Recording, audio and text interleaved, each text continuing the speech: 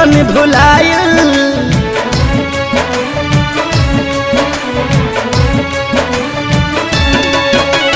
छूट गईल धधाइल मंगल चांद के मिशन भुलाइल। कुदरत के आगे देखा विज्ञान भी बौना हो गईल। भगवान के हाथ के कठपुतली इंसान खिलौना हो गई। भगवान के हाथ के कठपुतली इंसान खिलौना हो गई।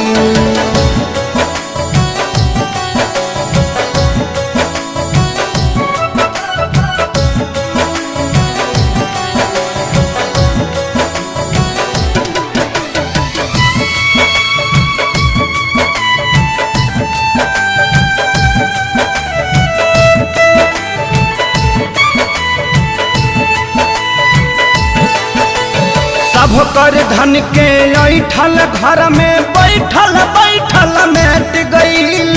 बड़का बड़का वीर भूपति के विपत्ति से जब भेंट भइल।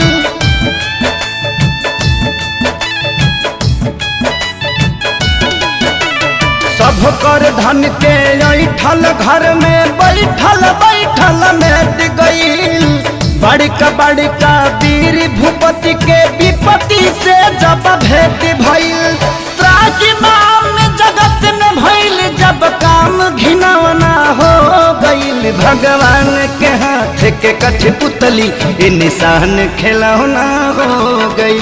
भगवान के हाथ के कठपुतली इंसान खिलौना हो गई।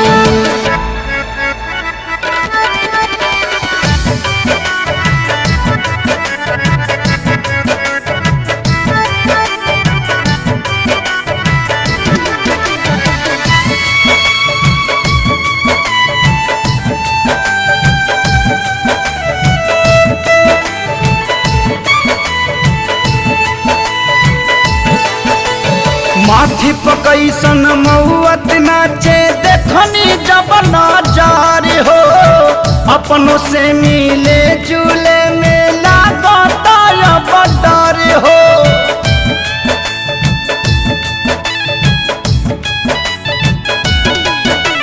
माथी पकैसन महुअत नाचे देखनी जब नजार हो।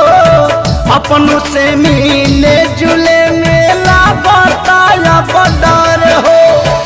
एको किलो के रह के भी अलगा बिछौना हो गईल। भगवान के हाथ के कठपुतली इंसान खिलौना हो गई। भगवान के हाथ के कठपुतली इंसान खिलौना हो गई।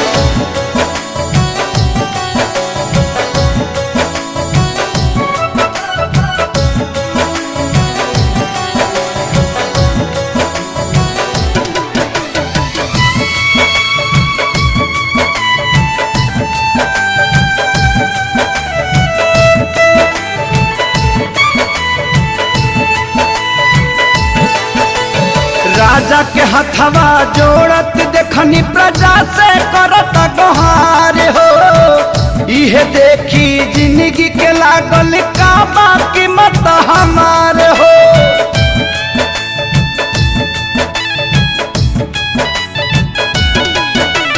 राजा के हथवा जोड़त देखनी प्रजा से करत गोहार हो। इहे देखी जिंदगी के लागल का बाकी मत हमारे हो। हलचल खेसारी धनंजय पभारी एगो किरौना हो गईल। भगवान के हाथ के कठपुतली इंसान खिलौना हो गईल। भगवान के हाथ के कठपुतली इंसान खिलौना हो गईल।